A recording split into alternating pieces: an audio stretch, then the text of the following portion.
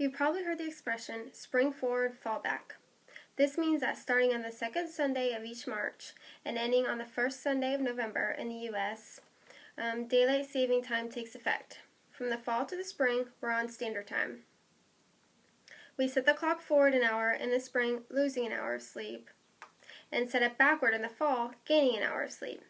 First used in World War I, daylight saving time was a way to adjust the daylight hours of the summer to correspond better with the hours that people were awake. In addition, adjusting the clock saved energy and fuel by cutting down the amount of artificial light people needed. Many other countries also switched to daylight saving time during the summer, although not always on the same dates as the United States. Our resolution is our nation should favor and keep daylight savings time. Our definitions to this resolution: Congress should approve and have the adjustment of the official time.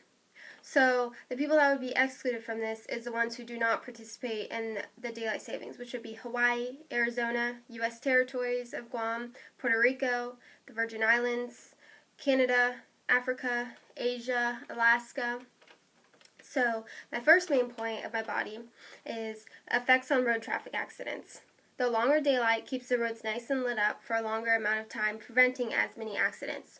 So like when people get off work, and if they get off late and it's dark out, you're more likely to get in an accident then, because I think we can all agree that driving in the dark is a lot more dangerous than driving when there's still daylight out. So with the time change, when people get off work, it's still light out, so there's less of a chance for people to get in accidents. I know people can say that accidents happen all the time, but it's definitely proven that like driving at night where people have to have lights on is a lot more dangerous. My second main point is it helps save energy.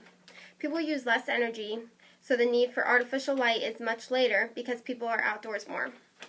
So when people have free time when they're done with school, done with work, whatever they're doing, they have more time to spend outside. They have families, they're out playing with their kids, going to the park, doing whatever. There's more daylight for that, so people like to be outside more. So the artificial light that's inside isn't needed until later in the day, so less of it's being used. And then by then people are getting ready to go to bed, so then it just doesn't get used. So the need for that energy is a lot less, which is good.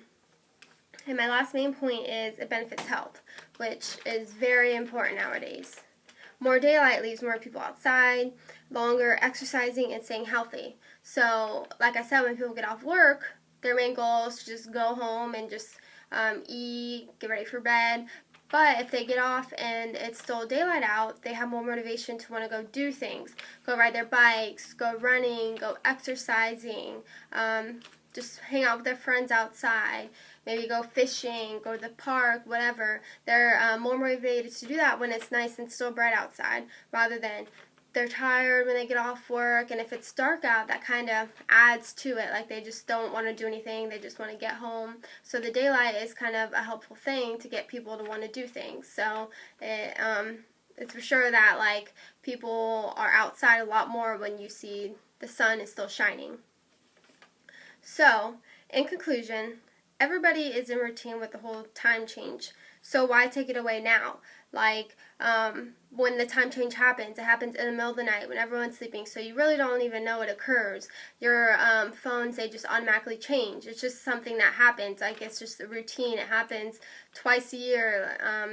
It really has no effect on people. And the effects that it does have on people, it's positive for the things I've listed, and there's many more. There's just really nothing negative about it. It has been going on since World War I. At that time, it was in an effort to conserve fuel, which it still goes on today. We're conserving fuel with it.